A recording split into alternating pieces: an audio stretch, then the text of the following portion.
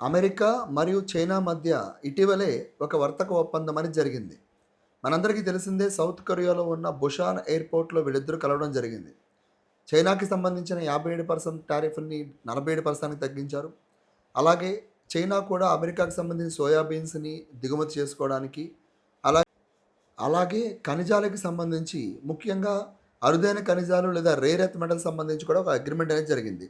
అయితే భారతదేశం ఇలాంటిదేదో జరుగుతుందని ముందే ఊహించింది కాబట్టి, ఈ 2 దేశాల మధ్య ఆధారపడకుండా ఇప్పటికే మనం European free trade association EFTA trade agreement ఒకటి చేసుకున్నాము.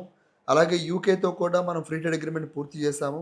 ఇది మాత్రమే కాకుండా అటు ఆఫ్రికా, అలాగే యూరోప్‌లో కొన్ని దేశాలతో కూడా భారతదేశం ఈ పర్టిక్యులర్ ఎకనామిక్ పార్ట్నర్‌షిప్ మరియు ట్రేడ్ పార్ట్నర్‌షిప్ పైన తీవ్రంగా కృషి చేస్తుంది.